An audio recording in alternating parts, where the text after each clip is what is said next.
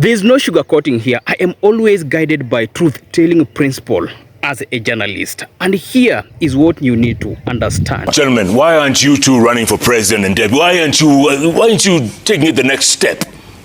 Today, the media is pushing this dynamic duo, Babu Owino and Ndindi Nyoro. The media has created this perception that they are the hope Kenyans should look up to. But remember this, the media did the same for Johnson Sakaja and Mutula Kilonzo Jr. Both today are governors. And what is Sakaja doing in Nairobi? Not a good job. For Mutula Kilonzo, could be doing a better job. But the media had created an impression that the two could be presidents. If Sakaja today ran for president, who will elect him? So the media could be pushing an agenda, but let's not base this judgment on the previous individuals that the media pushed to the public. There's something called agenda setting theory.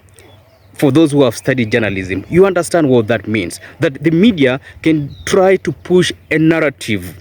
And if it pushes that narrative, definitely the public will focus its attention there. And today, the public is discussing a possibility of Ndindi Nyoro and Babu Owino running. Didi, what are your plans? What's your ambition? Is Moranga too small for you? You want to go the whole hog? It's not small, neither the job I have is either not small, because many people look for the positions we occupy. We are privileged to have that opportunity. Everyone. Gentlemen, why aren't you two running for president? And why aren't you taking it the next step? Now, let's break it down a little bit. If Babu Owino and Ndindi Nyoro run for president, now, this is a ticket where Ndindi Nyoro is the presidential candidate and Babu Owino is the running mate. What do you think of that? These two have done well as members of parliament. Look at what Ndindi Nyoro has done in Kiharu constituency. He's a great leader. Come to Embakasi East. Babu Owino is doing good. Now, let's go to the August House. These two legislate well. They debate well. That is great. And in parliament, Ndindi Nyoro served as chair of Budget and Appropriation Committee. Can we say he did a fantastic job? He has always defended himself, saying that, okay, as much as people say that as the chair of Budget and Appropriation Committee, he allowed the government to overborrow, he said sometimes he don't really have powers as the chair of this committee to decide whether the government should borrow or not. Because powers above can always overrule what you think. That to some extent can be understood, especially given that we understand what Kenya is, where the executive can sometimes try to even overrun parliament. After all, today, ODM took that chair.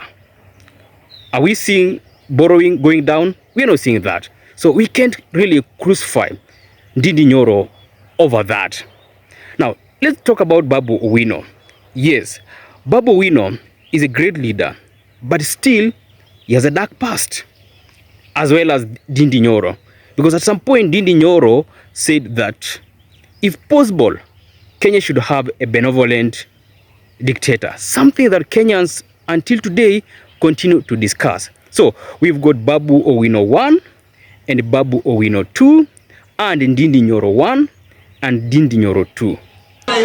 Rais Uhuru Kenyatta, tafadhali.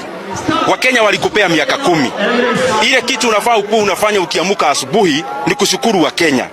Wacha maneno ya kila siku unapanga maneno ya kufuruga serikali. Because the team we were campaigning for won.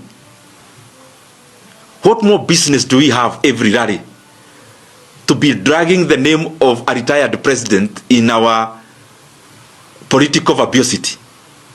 Babu Owino 1 is one that almost unalive someone, but he changed. Babu Owino 2 is now this great leader who is doing a good job in Embakasi East and wants to be Nairobi's governor. Two different personalities. For Ndindi Nyoro, equally it's the same. Ndindi Nyoro 1 was a terrible one. Ndindi Nyoro 2 is a good one. So when we take Ndindi Nyoro 2 and Babu Owino too, pair these and they run for president, they can definitely be great leaders as it is right now. But again, when we consider Babu Owino 1 and Ndindi Nyoro 1, for sure, they can be great leaders. We can absolutely judge them by their dark past because everyone has a dark past. We know that. Donald Trump, who is currently the president of the United States, has a dark past. Like every individual who has risen to the offices they have today, they were never angels. Even today, our current president is not an angel. So we can't completely ignore that. But now, let's look at it this way. The Kenyan voter, if we have Babu Owino and Ndindi Nyoro running, can the Kenyan voter elect these two? I highly doubt. These two represent great minds, and these two can really motivate young people. But this is the reality you need to understand about our politics. There's something called the critical mass. And I have always said this, the critical mass represents the majority in a democracy. So, if you have to look at Kenya's demographics, especially look at it economically, is the middle class the critical mass? The middle class is not the critical mass. Instead, people who struggle every day to afford a living, they are the critical mass. And these people see electioneering period as an opportunity to get money from politicians. Politics of handouts dominate. So the 50 shillings, the 100 shillings they will be given will obviously sway their decision making at the ballot. So because of that, you'll find that democracy doesn't really favor a country like Kenya, where voters can easily be swayed by 50 shillings, 100 shillings. That is why sometimes I see democracy as something that is not so good, especially in a state or a republic where people don't care about good leadership, but people prioritize or put primacy on what they are given in terms of handouts. Socrates didn't just dislike democracy, he feared it would destroy society. His argument, not all opinions are equal. You wouldn't ask a random person to perform surgery, you'd ask a surgeon. So why let uninformed masses decide how to run a civilization? Democracy gives the same weight to someone who's studied governance for decades and somebody who hasn't thought about it at all. This is what I think. If the middle class was the critical mass, then Babu Owino and Ndindi Nyoro can be elected as presidents. But given the current situation where the critical mass is not the middle class, it will be difficult for the two to win the 2027 presidential election. So, as much as people try to persuade them or urge them to run for president, remember this, the Kenyan voter can't elect them because the Kenyan voter will listen to a presidential candidate who will mobilize them, give them handouts, do some empowerment. So when I look at Babu Owino and Ndindi Nyoro, I don't see them mobilize financial resources to run a strong campaign against President Ruto.